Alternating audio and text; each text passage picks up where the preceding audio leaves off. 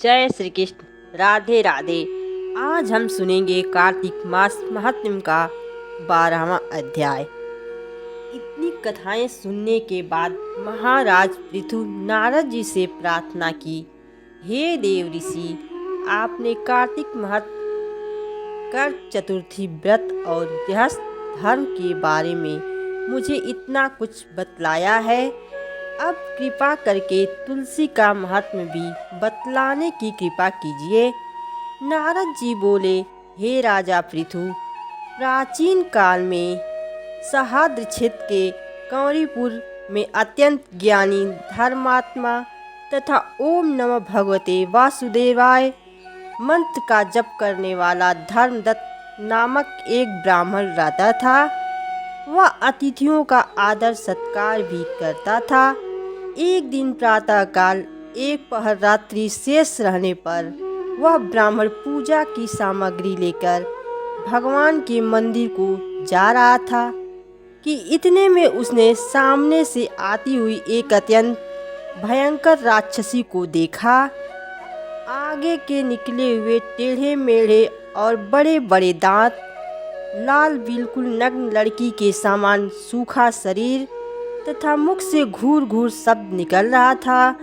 ऐसी भयंकर राक्षसी को देखकर भयभीत धर्मदत्त ने अपने हाथ का तुलसी मिश्रित जल उस पर फेंक दिया। जल में मिश्रित तुलसी दल शरीर पर पड़ते ही उस राक्षसी के समस्त पाप दूर हो गए और वह हाथ जोड़कर धर्मदत्त के पैरों में गिर पड़ी। तब धर्मदत्त ने पूछा कि तुम कौन हो, किस पाप के कारण इस दशा को प्राप्त हुई। अपने पापों से मुक्त हो चुकी वह राक्षसी कहने लगी, सौराष्ट्र देश में भिक्षु नामक ब्राह्मण की मैं पत्नी थी। मेरा नाम कलहा था। मैं न तो अपने पति से मीठे वचन बोलती थी और न अच्छा भोजन व फल ही खाने को देती थी। इस व्यवहार से दुखी होकर जब मेरे पति ने दूसरा विवाह करने का निश्चय किया तो क्रोध में आकर मैंने विष खाकर अपना शरीर त्याग दिया। इसके बाद यमदूत मुझे बांधकर यमराज के पास ले गए। वहाँ चित्रगुप्त जी ने मेरे अच्छे बुरे कर्मों का लेखा जोखा बताते हुए यमराज से कहा, हे महाराज, इसने अपने जीवन में कभी कोई शुभ कार्य नहीं किया, सदैव अपने पति से द्वेष करती रही। यह सुनकर यमराज ने आज्ञा दी, क्योंकि जिस बर्तन में यह पकाती थी उसी में खाती थी, इसलिए उसको पहले अपनी संतान को खाने वाली बिल्ली की योनि में भेजा जाए। उसके बाद पति से द्वेष करने के कारण इसको विष्ठा खाने वाली सुकरी को योनि प्राप्त हो। तदंतर क्योंकि इसने आत्महत्या की है, इसलिए प्रेत योनि में जाए। सो महाराज, मैं 500 वर्ष से इसी योनि में फिर रही हूँ। भूख और प्यास से दुखी होकर एक वेश्या के शरीर में प्रवेश करके मैं कृष्ण और वेणी नदी के संगम पर गई। जैसे ही मैं नदी के तट पर पहुंची, विष्णु के दूतों ने मुझे वैश्य के शरीर से निकाल कर बाहर फेंक दिया। वहाँ घूमती फिरती मैं आ रही थी तो आप मिल गए। आपने तुलसी मिश्रित जो जल मेरे ऊपर फेंका है, उससे मेरे संपूर्ण पाप नष्ट हो गए हैं। अब कृपा करके इस प्रेत योनि से मेरा उद्धार कीजिए। राक्षसी से सारा वृत्तांत सुनने के बाद ईश्वर भक्त ब्राह्मण धर्मदत्त ने कहा, तुमको देखकर मुझे अत्यंत दुख हुआ। मैं जानता हूँ कि तीर्थ व्रत दान आदि सत्कर्म प्रेत योनि में नहीं हो सकते। तुम्हारे पाप अधिक तथा पुण्य बहुत कम है, इसलिए मैंने अपने जीवन काल में जितना कार्तिक मास का स्नान और व्रत किया है, उसका आधा पुण्य तुमको देता हूँ। इससे तुम्हें उत्तम गति प्राप्त होगी। इसके पश्चात ब्राह्मण ने ज्यों ही ओम नमः भगवते वासुदेवाय मंत्र पढ़ते हुए तुलसी मिश्रित जल से उसका अभिषेक किया। वह प्रेत योनि से मुक्ति पाकर अग्नि के समान दिव्य देह धारण कर लक्ष्मी के समान रूपवती हो गई। इसके बाद उसने ब्राह्मण को नमस्कार किया तभी भगवान विष्णु के पुण्यशील तथा सुशील नामक 2 दूत वहां पर आए। उसको विमान में बैठाकर वैकुंठ को ले गए। उन दूतों ने धर्मरथ से कहा, हे ब्राह्मण, निरंतर भगवान की भक्ति में लगे रहने के कारण तुम धन्य हो। तुम्हारे द्वारा कार्तिक मास के स्नान व व्रतों का आधा पुण्य दिए जाने के कारण ही इसकी मुक्ति हुई है। हे विप, अपने इस त्याग, भक्ति और कार्तिक स्नान के प्रताप से कालांतर में तुम राजा के कुल में जन्म लोगे और अंत में वैकुंठ धाम को प्राप्त करोगे। इसी के साथ कार्तिक महात्म का 12वां अध्याय समाप्त होता है। दोस्तों, यदि आप चैनल पर नए हैं तो कृपया चैनल को सब्सक्राइब कर लीजिए, जिससे आने वाली सभी वीडियो आपको सबसे पहले मिल जाएगी। प्रिय भक्तगण, आइए हम कार्तिक माह में लक्ष्मी जी की कथा का श्रवण करते हैं। इस कथा को सुनने मात्र से ही सभी कष्टों से मुक्ति मिलती है और मनोवांछित फल की प्राप्ति होती है। एक बूढ़ा ब्राह्मण था।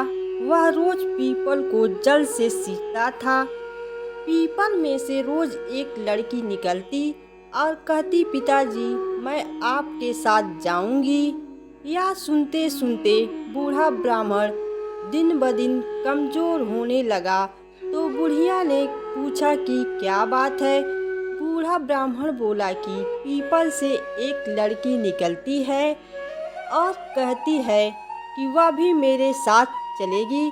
बुढ़िया बोली कि कल ले आना उस लड़की को, जहाँ 6 लड़कियाँ पहले से ही हमारे घर में, वहाँ 7वीं लड़की और सही। ब्राह्मण ने उसका नाम पावनी रखा था। अगले दिन बूढ़ा ब्राह्मण उस लड़की को घर ले आया। घर लाने के बाद बूढ़ा ब्राह्मण आटा मांगने गया तो उसे पहले के दिनों की अपेक्षा आज ज़्यादा आटा मिला। जब बुढ़िया वह आटा छानने लगी तो लड़की ने कहा कि लाओ माँ, मैं छान देती हूँ। जब वह आटा छानने बैठी तो परात भर गई। उसके बाद माँ खाना बनाने जाने लगी तो लड़की बोली कि आज रसोई मैं बनाऊंगी। बुढ़िया बोली कि ना, तेरे हाथ जल जाएंगे। लेकिन लड़की नहीं मानी और वह रसोई में खाना बनाने गई तो उसने तरह तरह के 3600 व्यंजन बना डाले और आज सभी ने परफेक्ट भर पेट खाना खाया। इससे पहले वह आधा पेट तो कभी भूखा ही रहते थे। रात हुई तो बुढ़िया माता का भाई आया और कहने लगा कि दीदी, मैं तो खाना खाऊंगा। बुढ़िया परेशान हो गई, अब खाना कहाँ से लाएगी। लड़की ने पूछा कि माँ, क्या बात है। उसने कहा कि तेरा मामा आया है और रोटी खाएगा, लेकिन रोटी तो हम सब ने खा ली है, अब उसके लिए कहाँ से लाऊंगी। घर में आटा भी नहीं है। लड़की बोली कि मैं बना दूंगी और वह रसोई में गई और मामा के लिए 3600 व्यंजन बना दिए। मामा ने भरपेट खाया और कहा भी कि ऐसा खाना इससे पहले उसने कभी नहीं खाया था। बुढ़िया ने कहा कि भाई, तेरी पावनी भांजी है, उसी ने बनाया है। शाम हुई तो लड़की बोली कि माँ, चौका लगा के चौके का दिया जला देना, कोठे में मैं सो जाऊंगी। बुढ़िया बोली कि ना बेटी, तू डर जाएगी।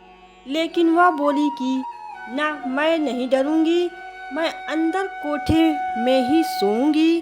कोठे में ही जाकर सो गई। आधी रात की लड़की उठी और चारों ओर आंख घुमाई तो धन ही धन हो गया।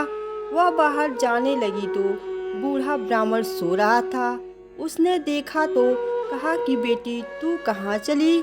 लड़की बोली कि मैं तो दरिद्रता दूर करने आई थी और अब मैं जा रही हूँ। बूढ़ा ब्राह्मण हंसी ठिठोली समझकर सो गया। सुबह सवेरे सब उठे तो लड़की को न पाकर उसे ढूंढने लगे। पावनी बेटी कहाँ चली गई। बूढ़ा ब्राह्मण बोला कि वह तो लक्ष्मी माता थी, जो मेरी दरिद्रता भी दूर कर गई। हे लक्ष्मी माता, जैसे आपने उनकी दरिद्रता दूर की है, वैसे ही सबकी दरिद्रता दूर करना। दोस्तों, यह कार्तिक मास की लक्ष्मी जी की कथा आपको कैसी लगी, कमेंट बॉक्स में ज़रूर बताएं और साथ ही वीडियो को लाइक और सब्सक्राइब शेयर भी कर दीजिए। सदैव आपके ऊपर माता रानी की कृपा बनी रहे। जय माँ लक्ष्मी माता।